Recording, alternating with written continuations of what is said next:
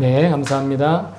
오늘 우리에게 주신 하나님의 말씀은 신약 성경입니다. 신약 성경 복음서 마가복음, 마태 다음에 있는 마가복음 5장 25절부터 34절까지 말씀입니다.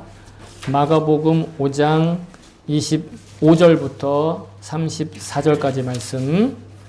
제가 가지고 있는 성경으로는 신약 성경의 약 71페이지 정도에 있습니다. 마가복음 5장 25절에서 34절까지 말씀. 찾으신 분들은 본인의 성경을 들고 자리에서 일어서 주시기 바랍니다. 네, 감사합니다. 자, 그러면 같이 받들어 읽겠습니다. 시작. 그런데 12해 동안 혈루증을 앓아온 여자가 있었다. 여러 의사에게 보이면서 고생도 많이 하고 재산도 다 없앴으나 아무 효력이 없었고 상태는 더욱 악화되었다. 이 여자가 예수의 소문을 듣고서 뒤에서 무리 가운데로 끼어 들어와서는 예수의 옷에 손을 대었다. 그 여자는 내가 그의 옷에 손을 대게만 하여도 나을 터인데 하고 생각하고 있었던 것이다. 그래서 곧 출혈의 근원이 마르니 그 여자는 몸이 나은 것을 느꼈다. 예수께서는 곧 자기에게서 능력이 나간 것을 몸으로 느끼시고 무리 가운데서 돌아서서 누가 내 옷에 손을 대었느냐 하고 물으셨다. 제자들이 예수께 우리가 선생님을 에워싸고 떠밀고 있는데 누가 손을 대었느냐고 물으십니까? 하고 반문하였다. 그러나 예수께서는 그렇게 한 여자를 보려고 둘러보셨다. 그 여자는 자기에게 일어난 일을 알므로 두려워하여 떨면서 예수께로 나와 엎드려서 사실대로 다 말하였다. 그러자 예수께서 그 여자에게 말씀하셨다. 딸아, 내 믿음이 너를 구원하였다. 안심하고 가거라. 그리고 이 병에서 벗어나서 건강하여라. 아멘. 주의 말씀입니다. 네, 모두 자리에 앉아주시기 바랍니다. 제가 설교를 위해서 잠깐 기도하겠습니다. 참 좋으신 하나님 감사합니다. 오늘도 이 귀하고 복된 말씀, 축복의 말씀을 이 부족하고 유약한 저에게 인간에게 맡기시고 또 하나님이 사랑하셔서 십자가의 복음으로 구원하여 새 생명을 주신 이 귀한 백성들에게 이 약속의 말씀을 대언하여 전하게 하심을 감사드립니다. 하나님, 나의 의견과 또 인간의 지식으로 이야기하지 않고 오직 하나님께서 주신 감동으로 함께 나누게 하시고 또 이 시간 성령님으로 우리가 하나 된 것을 분명히 지킬 수 있는 시간 되게 도와주시옵소서. 감사드리며 예수님의 이름으로 기도합니다. 아멘. 아멘. 할렐루야. 주의 이름을 찬송합니다. 우리가 지난주에는 제가 고린도후서의 말씀으로 우리가 주님 안에서 우리의 생각의 지평과 그리고 태도의 지평이 넓어지는 것에 대해서 은혜를 나누었습니다. 그것은 다시 말하면 어떤 종교 생활에 몰입하는 그런 어리석음에서 성장해서 좀 더 넓은 시야를 갖고 삶을 바라볼 수 있게 하는 그 복음의 약속과 능력에 대해서 제가 나누었던 것입니다. 저와 여러분의 삶에서 정말 이 세속적이고 또 이기적인 자기중심적인 그 죄의 가치관에 함몰되지 않는 정말 건강하고 신실한 그런 영생의 가치를 늘 마음으로 그리고 육신으로 체감하고 느끼실 수 있는 저와 여러분 될 수 있기를 주의 여러분 다시 한번 축복합니다. 오늘 읽은 본문은 복음서인데요. 여러분도 너무 잘 아시는 그런 내용인데 회당장 야이로라고 하는 사람이 있었어요. 그 사람이 딸이 병들었어요. 죽게 되었습니다. 그래서 예수님을 찾아가서 우리 집에 와서 일단 고쳐달라고 하는 내용이 사실은 오늘 본문의 5장 21절부터 43절까지 내용 말씀이에요. 그죠? 5장 21절부터 43절에 있는 내용이 하나의 제목으로 묶여 있죠. 야이로의 딸과 혈루증 걸린 여자라 했는데 사실은 야이로의 딸을 고치러 가는 와중에 여자를 만난 겁니다. 그래서 이 여자를 만난 이야기를 오늘 하고 있는데 많은 사람들이 야이로와 예수님의 그 일행을 따라가고 있었어요. 수많은 사람들이. 그래서 오늘 본문 바로 위에 보시면 큰 무리가 뒤따라오면서 예수님을 밀었다. 그러니까 예수님을 막 이렇게 밀었다는 게 아니라 여러분 그거 아실 거예요. 공항에 가면 웬 유명 인사가 나타나가지고, 그죠? 뭡니까? 경호원들이 없으면 그 사람 막 둘러싸고 막 좋아가지고 막 그 사람 주변으로 사람들이 막 몰리잖아요. 그죠? 마치 그런 현상이었다라는 거예요. 제자들이 뭐 경호원 역할을 하는 건 아니겠지만. 그러니까 엄청난 많은 사람들이 예수님을 따라왔는데 그 예수님을 따라온 이유가 뭐겠습니까? 자기도 뭔가 기적을 체험하고 싶어서가 아니에요. 뭔가 자기도 예수님의 가르침을 듣고 싶어서가 아니라, 와! 예수님이 회당장 야이로 집에 그 병든 딸을 고치러 간대. 정말일까? 와, 어떤 기적이 일어날까? 정말 이번에도 기적이 일어날까? 그러면서 호기심에, 아니면 구경하면서, 그냥 한번 어떻게 하나 한번 보려고. 그런 가벼운 마음으로 예수님을 막 따라가고 있었다라는 거예요. 예수님 주변에서 막 군중들이 몰려가지고, 막 정말 옛날에는 이런 표현을 자주 썼는데, 개미떼처럼 몰려가지고, 그죠? 대단하게 가고 있었던 거야. 아마 야이로라는 사람의 인지도가 굉장히 많은 사람들을 모으는데 한 몫을 했을지 몰라요. 그죠? 그래서 우리가 뭔가 유명한 사람이 어느 교회에 뭐 공연을 한다, 간증을 한다. 그럼 막 사람들 막 몰리잖아요. 예? 여러분, 최근에 제대한 어떤 BTS 누군가가 일본 여행을 왔다가 우연히 우리 교회에 와서 예배를 드린다. 해보세요. 여러분 난리 납니다. 미어 터질 거예요. 거의 그런 수도 있겠죠. 그런데 그렇게 예수님과 예수님의 이 무리들을 쫓아가고 있는 수많은 사람들 가운데 어느 한 여인의 이야기가 오늘 우리가 함께 읽었던 본문이거든요. 근데 이 여인은요, 정말 흥분 가운데, 그 다음에 기대 가운데, 예수님이 어떻게 하나 보려고 가는 게 아니에요.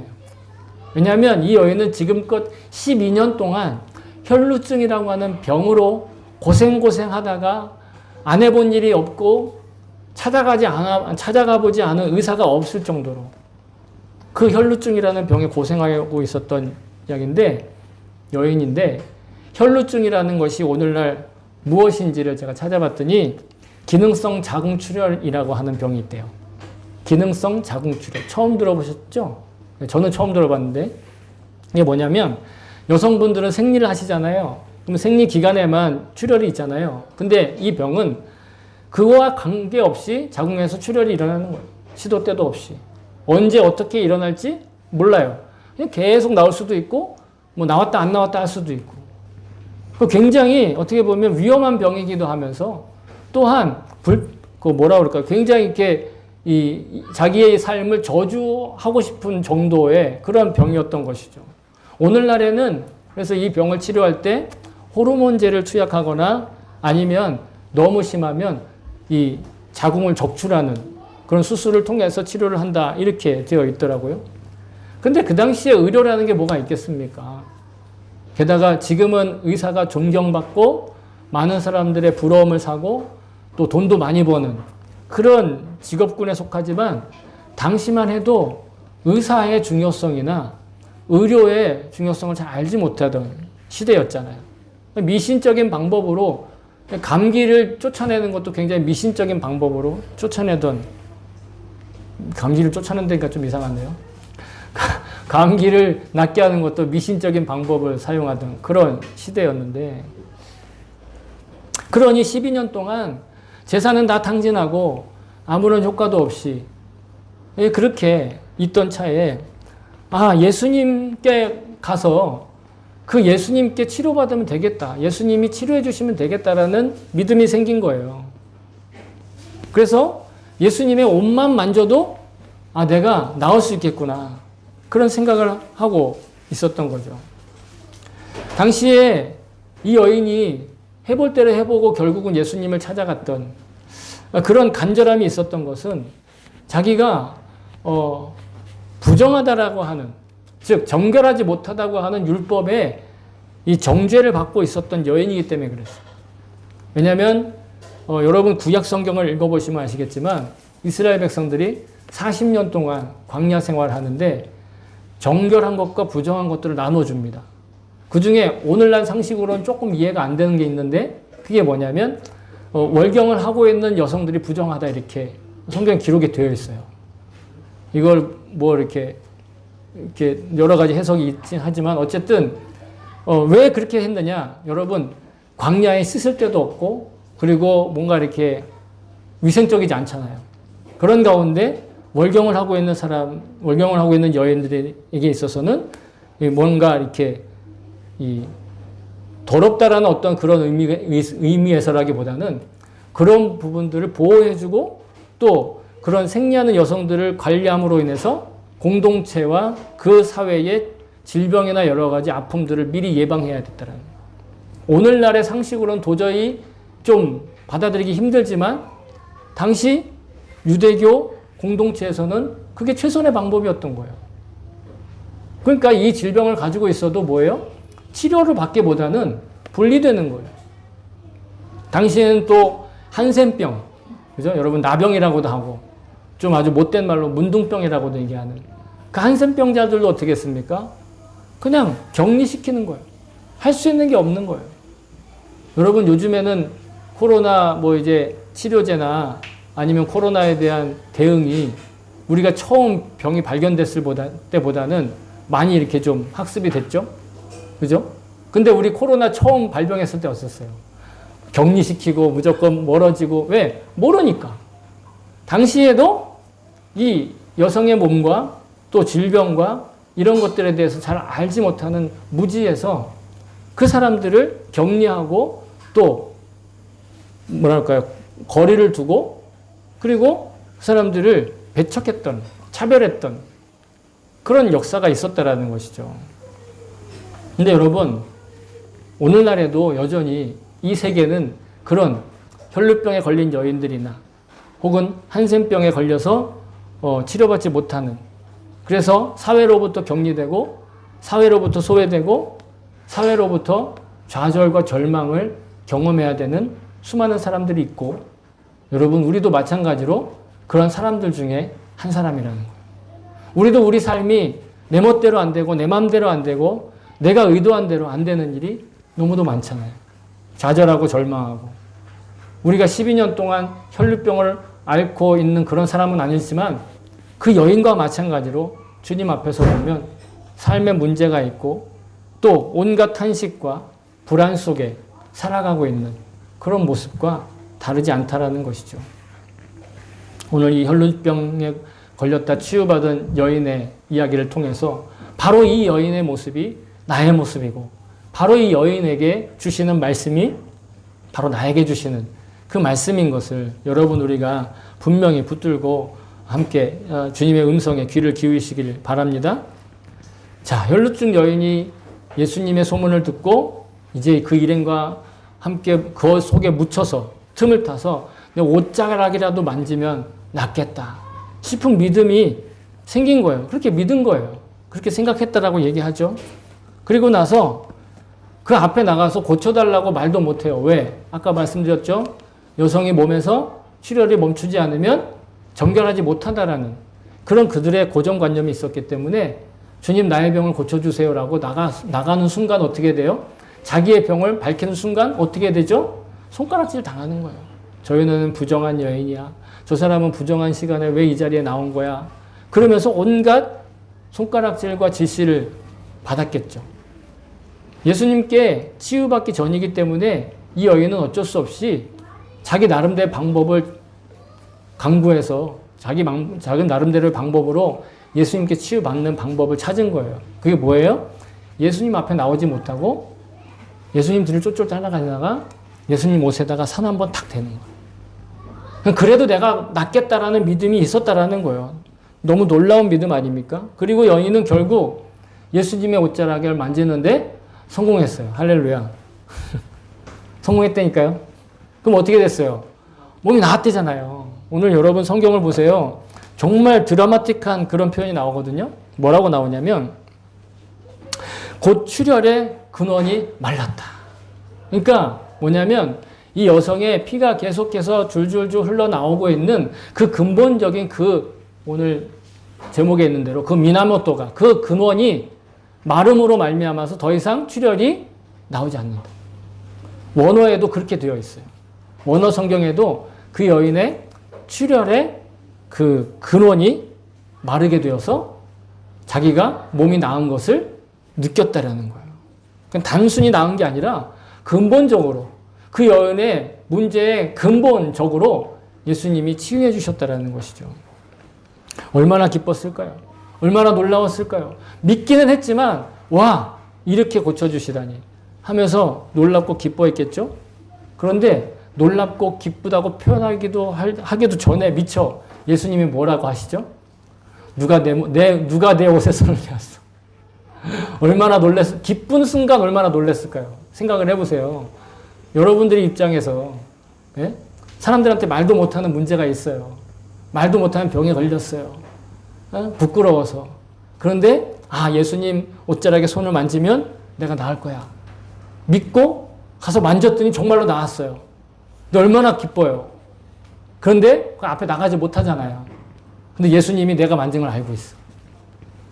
근데 예수님이 내가 만진 걸 어떻게 알았을까? 놀란 이유가 뭐냐면 여러분 아까 예수님이 주변에 사람이 적었다고요? 많았다고요? 많았다고요. 게다가 예수님이 가는 일행을 사람들이 어떻게 했다고요? 막 밀치는 거예요.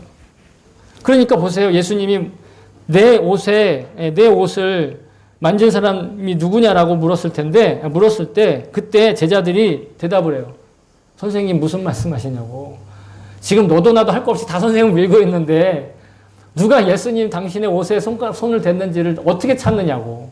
왜? 다 만졌잖아요. 어떤 사람은 머리도 만졌을 것이고 특히 야이로라는 사람은 제 생각이에요. 야이로라는 사람은 아마 빨리 우리 집에 가자 그러고 예수님의 팔을 막 끌고 가고 있었을 거예요. 팔짱을 끼고 이렇게 가고 있었을 거예요. 그런데 갑자기 예수님이 누가 내 옷에 손을 대었지? 라고 묻는다니. 제자들이 보기에도 좀 너무 황당하잖아요. 그죠? 그리고 그 손을 예수님의 옷에 손을 대었던 그 여자는 더 아주 기절하는 줄 알았을 거예요. 너무 놀랐어. 어떻게 아셨지? 그 수많은 사람들이 다 만졌는데 그 수많은 사람들이 다 예수님을 막 밀고 하는 그 순간에 찰나 그것도 아주 티 안 나게 살짝 딱 건드렸다고 생각했는데 난 들켰나? 이렇게 생각했을 수도 있겠죠?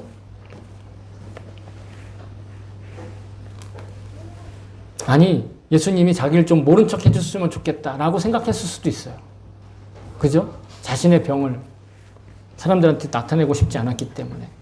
그런데 여러분 예수님은 그 상황에서 그 여인을 모두에게 알리고 싶으셨어요. 예수님 못됐나요? 예수님 참 못된 것 같죠? 부끄러워. 그 여자가 굳이 사람들한테 알리고 싶지 않아가지고 그냥 몰래 와가지고 만졌으면 그냥 내버려 두지. 뭘 그걸 또 왜 만졌냐고 찾으면서 왜 사람들 앞에 불러내? 라고 생각할 수도 있겠는데 예수님이 모두에게 알리고 싶으셨던 건 그에게 어떤 기적이 일어났느냐가 아니었어요. 그가 어떤 믿음을 가졌는지를 알려주고 싶으셨던 거예요. 예수님을 밀치는 사람들, 예수님의 옷을 그냥 막 아무 생각 없이 스치면서 지났던 사람들, 그 수많은 군중들, 물론 야이로는 믿음을 가지고 예수님을 모시고 가고 있지만 그 외에 다른 사람들은 다 호기심에 그냥 구경거리로 예수님을 대하고 있는데 예수님에 의해서 자기가 병이 낫겠다는 믿음을 가진 그 여인에 대한 믿음을 예수님 아셨다라는 거예요. 어떻게? 자기 몸에서 능력이 나가는 것을 통해. 오늘 표현은 그렇게 표현되어 있지만 예수님이 사람들한테 말하고 싶었던 건 그 여자가 병이 나았다. 그 여자가 어떤 몹쓸병에 걸렸다. 그 여자가 어떤 사람이다라는 걸 이야기하는 것이 아니라 그 여인이 어떤 믿음을 가졌는지를 예수님은 사람들한테 알려주고 싶으셨다는 거예요. 그 여자가 어떤 간절함으로 그 자리에 나왔는지를 사람들한테 알려주고 싶었다는 거예요. 그 간절한 믿음으로 예수님의 옷을 붙들었을 때 그가 정말로 기적을 체험했다는 것. 그거를 사람들한테 알려주고 싶으셨다는 거예요. 마치 우리의 삶이 그 수많은 군중의 사람들은 예수님을 호기심거리로 알고 그저 한번 해봐서 될까, 되면 되고 아니면 아니다라고 하는 아주 무책임한 태도로 삶을 그저 흘러내려보내는 것처럼 흘려보내듯이 살아가던 그 수많은 군중의 사람들이 아니라 예수님 아니면 안 돼. 예수님만 있으면 다 될 거야. 예수님의 옷자락만 붙들어도 난 될 거야. 라는 그런 간절한 믿음, 그런 간곡한 믿음, 그런 신실한 믿음, 그 사람을 예수님은 자랑하고 싶었다는 거예요. 예수님이 어떤 능력이 있는가를 자랑하고 싶은 게 아니라 예수님과 예수님만을 오로지 믿는 신실한 믿음의 주인공을 드러내고 싶으셨다는 거예요. 예수님께서는 이처럼 간곡하고 신실한 믿음으로 하나님께로부터 부여받은 그 삶을 그저 허투루 흘려보내지 않고 하루에 하루만큼 쌓아나가는 그런 사람들을 기억하고 계시고 자랑하고 싶어 하시고 드러내고 싶어 하신다는 거예요. 왜냐하면 그러한 삶의 축적으로 삶이 쌓여져 가는 간증으로, 증언으로 우리가 주님을 인정하고 고백하면 주님께서도 우리를 하늘의 천사들 앞에서 인정하시겠다고 약속하셨기 때문에 지금 예수님이 하시는 일은 그 여인의 삶을 하늘의 천사들 앞에서 자랑하는 거, 인정하려고 하시는 거예요. 예수님 말씀하셨죠. 내가 또한 너희에게 말하노니 누구든지 사람 앞에서 나를 시인하면 인자도 하나님의 사자들 앞에서 그를 시인할 것이요. 아멘. 이게 단지 어떤 전도해라, 내가 그리스도인인 걸 부끄럽게 생각하지 말아라, 사람들 앞에 나가가지고 교회 나가라고 이렇게 자랑해라, 그 뜻만이 아니에요. 이 말씀은 무슨 뜻이냐면 인생을 흘러가는 것처럼 그냥 흘러서 흘러내려가면 사라져버리는 시간의 흐름으로 여기지 않고 하루에 하루만큼 주님 앞에 간절한 믿음으로 신실한 믿음으로 살아가는 그 삶을 있는 그대로 그저 담담하게 살아가는 것, 그 또한 사람들 앞에 하나님의 나라와 하나님의 뜻을 인정하는, 오직 예수 그리스도를 인정하는 그런 모습이다라는 거예요. 또 뭔가 대단한 거를 자랑하고 기적을 막 사람들한테 보여줘야만, 그래야만 사람들 앞에 하나님을, 예수님을, 성령님을 인정하는 게 아니라 내게 주신 삶의 귀중함과 소중함, 그 하루하루만큼의 삶을 주님 앞에 쌓아나가는 것, 여러분 이것도 주님 앞에, 사람들 앞에 주님의 이름을 자랑하는 일이죠. 인정하는 일인 줄 저는 그렇게 믿습니다. 그래서 주님은 사람들이 아무리 바쁜 길을 가도록 재촉하고 있고 아무리 많은 사람들이 예수님을 둘러싸고 밀고 있어도 그 간절하고 신실한 마음으로 주님을 찾아온 그 여인과 대화하시며 모든 사람 앞에 당당히 그 고백하기를 원하고 계신 거예요. 두렵고 떨리는 마음이었지만 나중에 여인이 두렵고 떨리는 모습으로 나오긴 했죠. 그죠? 그러나 그런 모습일지라도 사람들 앞에 자신에게 일어난 예수님을 증언하고 담담하게 드러내는 그것을 원하셨다라는 거예요. 그래서 예수님은요, 여인한테 너한테 무슨 일이 일어났냐라고 묻지 않았어요. 그 뒤에 말씀을 또 보도록 하겠는데요. 예수님이 여인을 추위받은 여인이 예수님 앞에 나왔잖아요. 그죠? 모든 사람들이 다 멈췄어요. 다 주목이 됐겠죠. 그리고 그 여인이 앞으로 나왔어요. 그리고 사실대로 다 말을 했죠. 그러자 예수님 그러니까 예수님이 너 사실대로 다 말해라고 얘기하지 않았지만 여인은 사실대로 다 말했어요. 앞으로 나와서. 그리고 예수님은 뭐라고 말씀하시죠? 딸아, 내 믿음이 너를 구원하였다. 안심하고 가거라. 그리고 이 병에서 벗어나 건강하여라. 뭐라고 부르신다고요? 딸아라고 부르었다는 거예요. 딸이라고. 예수님이 그 여인을 이제 하나님 나라의 가족으로 인정하고 받아들이셨다는 거예요.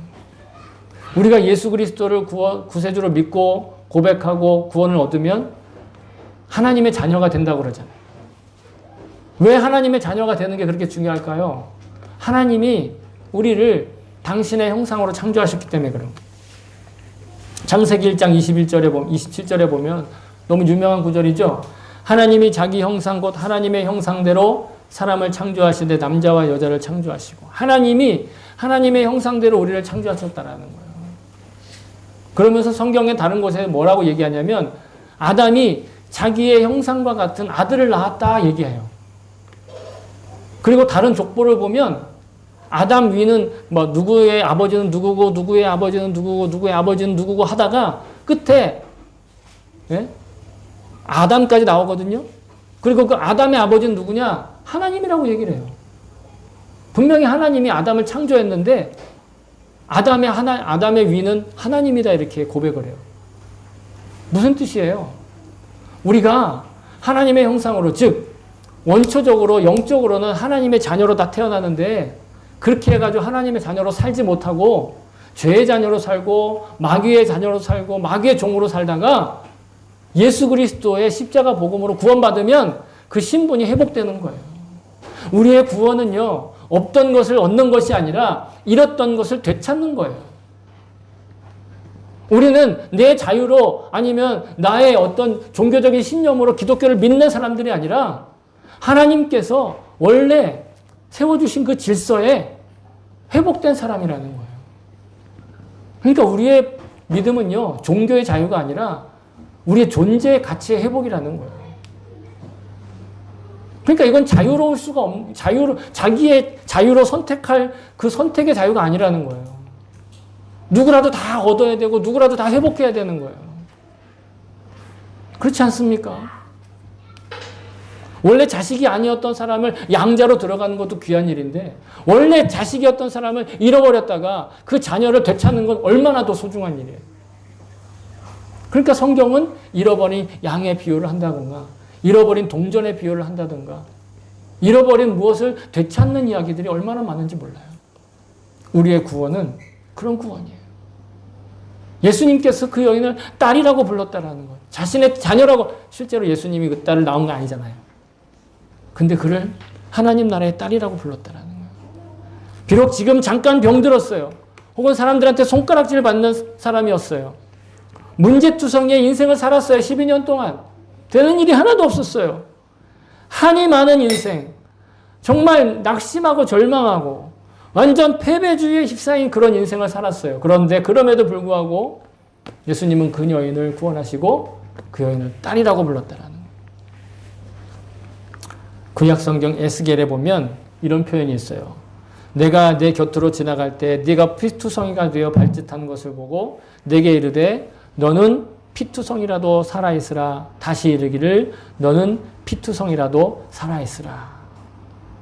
피투성이가 되어 있고 정말 살 희망이 없어 보이는 그런 환경에 있고 여건에 있고 많은 사람들이 손가락질하고 많은 사람들이 인정받지 못하고 미움당하고 자기 스스로도 자기 자신에 대해서 가치가 없다라고 그렇게 여겨질 그저 발짓만 하고 버둥거리고 있는 그 핏덩이와 같은 그런 존재가 된 것 같은 그런 상황이라 할지라도 살아있으라. 살아남아있으라.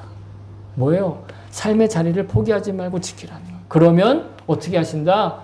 예수님이 따라라고 부르시고 구원받았다라고 얘기하시고 안심하라 하시고 가서 이제는 건강하게 살으라.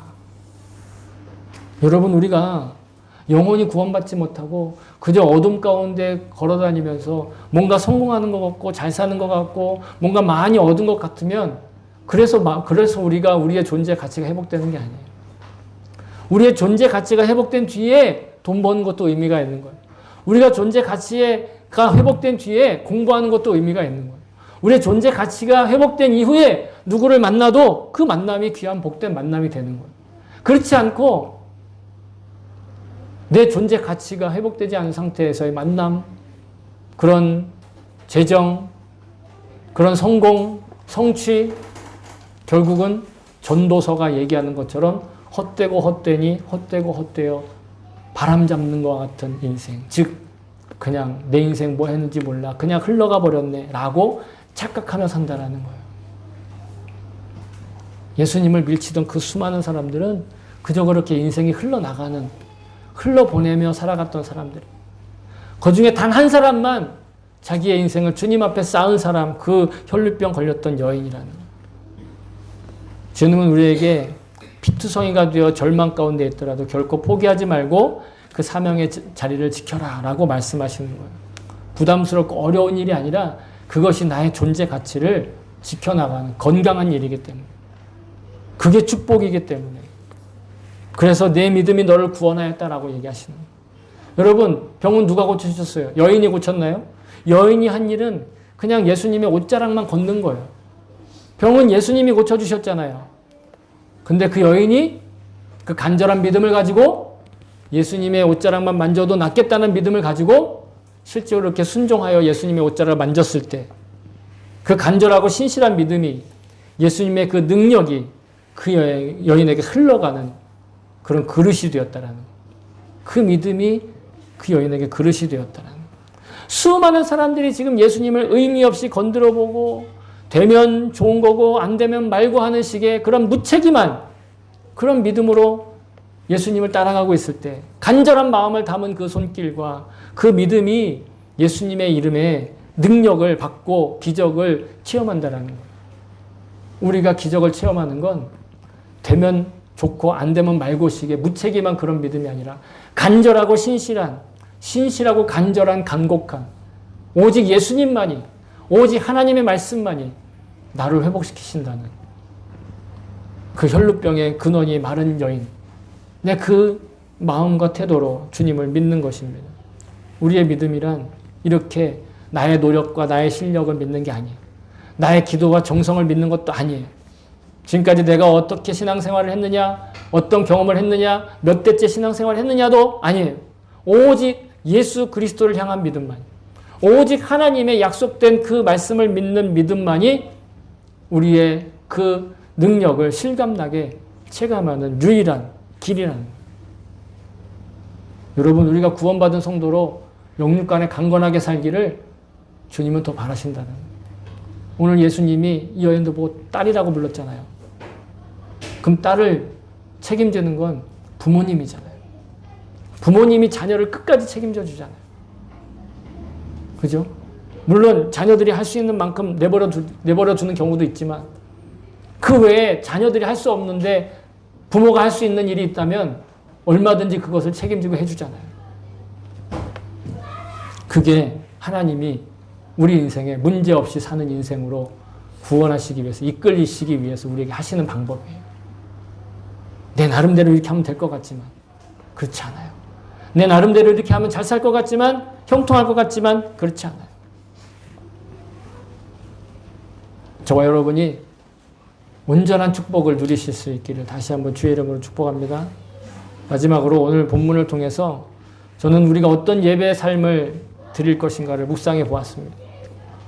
우리는 삶을 통해서 예배하게 되는데 바로 그것은 우리가 하나님 보시기에 기뻐할 만한 삶을 사는 것을 말하는 거예요.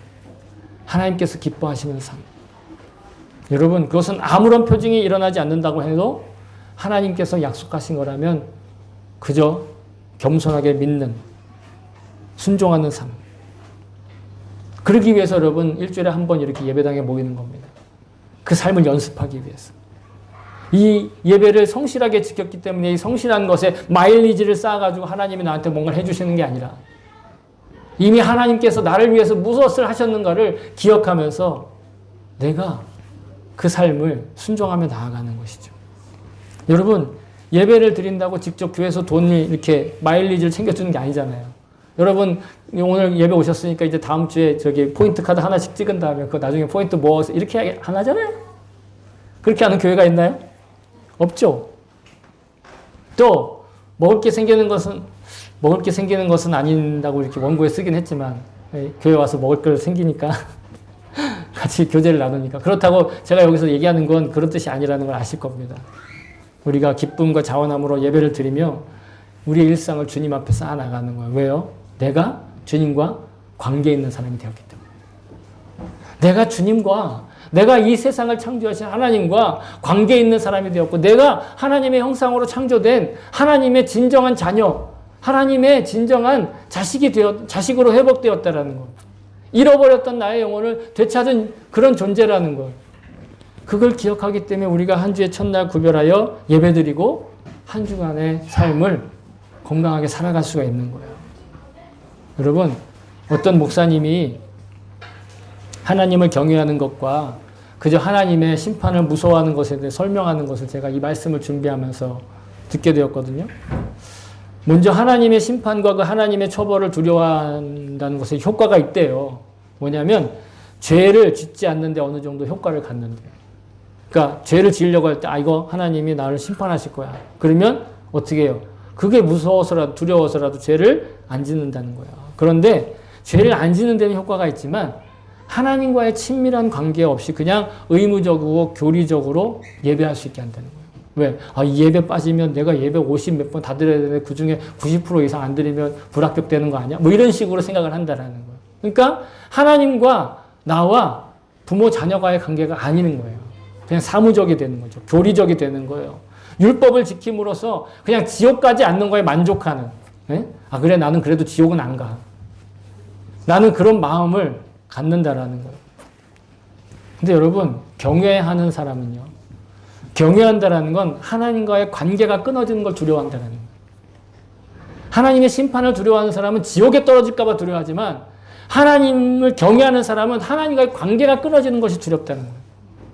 그래서 하나님이 싫어하시는 것을 저지르게 되는 것, 하나님이 싫어하신 그 죄를 저지르게 되는 것, 그것이 근심거리고 그래서 결국 자신을 절제하고 계명을 지키게 되고 예배자다운 예배자가 되어 오히려 거룩한 손해를 보는 그런 예배를 자원하게 된다는 거예요. 경외하는 사람은 그래서 하나님과 점점점 가까워지고 하나님과 점점점 가까워지기 때문에 뭐와 점점점 멀어지느냐? 죄와 점점점 멀어지게 된다. 죄를 안 짓기 위해서 애쓰는 사람이 아니라 하나님과 점점점 가까워지니까 자연스럽게 죄와 경원시는 죄와 점점 거리가 멀어지고 있다는 거예요. 여러분, 오늘 본문에 혈류병 걸렸다가 치유받은 이 여인의 경험이 단순히 어떤 기적을 체험한 그런 간증 성공 사례를 말하기 위해서 사람들한테 야 봐라 얘가 내 옷 만졌더니 이렇게 병 나았다 자랑하기 위해서 그녀를 불러낸 게 아니에요. 그 기적과 치유의 기염을 통해서 오히려 그녀는 하나님과는 이제 끊을래야 끊을 수 없는 영생의 관계로 맺어졌다는 것을 확증하기 위해서. 그래서 그녀가 구원받았다라고 얘기하는 거예요.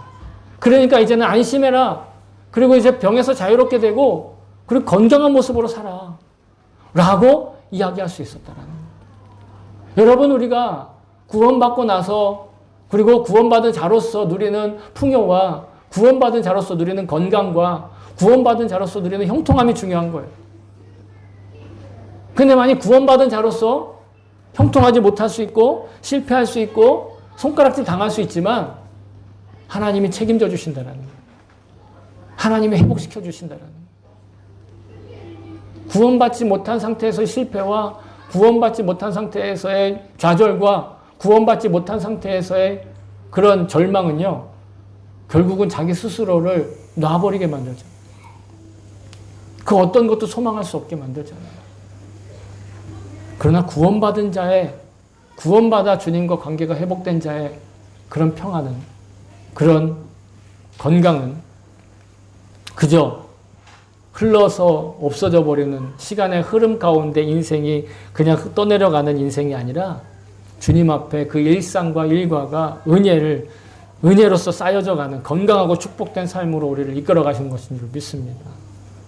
저 여러분은 그래서 흘러가 버려서 세월을 한식하며 한탄하는 그런 병든 인생으로부터 구원받아 예수 그리스도의 복음을 듣고 주님 앞에 차곡차곡 쌓여가는 그런 은혜롭고 건강한 삶을 살게 된 것에 감격하며 기쁨으로 자원하여 예배자다운 예배자로 예배하는 그런 삶을 살 수 있기를 다시 한번 주의 이름으로 축복합니다. 사랑하는 성도 여러분, 혈루병으로 고생하던 여인이 오직 예수님만이 자신의 병을 고칠 수 있을 것이라는 기대감과 믿음을 가지고 간절하고 신실한 마음으로 담아 예수님의 옷자락을 붙들었습니다. 그때 수많은 군중은 예수님의 이적과 표적을 구경거리로 생각했습니다. 군중의 손길은 그저 흘러나가는 시간을 흘러가는 대로 낭비하는 허망한 삶과 같았습니다. 그러나 여인은 예수님만이 자신의 문제를 해결할 수 있는 분임을 기대하고 소망하고 있었습니다. 그의 행위가 능력을 가진 것은 아니었지만 예수님은 그녀의 그런 믿음을 알고 계셨고 그에게 예수님의 능력이 흘러가는 걸 허락해 주셨습니다. 12년 동안을 병으로 고통받다가 병남을 얻었던 여인이 이제는 주님께 소중한 존재가 되었듯이 구원받고 거듭난 우리도 주님께 이제 소중한 존재가 된 것을 믿습니다. 그러므로 우리는 주님께서 소중히 여기시는 존재답게 허투루 인생을 낭비하지 않기를 소망합니다. 주님을 바라보면서 주님과 동행하는 그런 은혜가 충만한 삶을 주님 앞에 매일 하루에 하루만큼 쌓아가며 기적의 삶을 살 수 있기를 다시 한번 주의 이름으로 축복합니다. 아멘.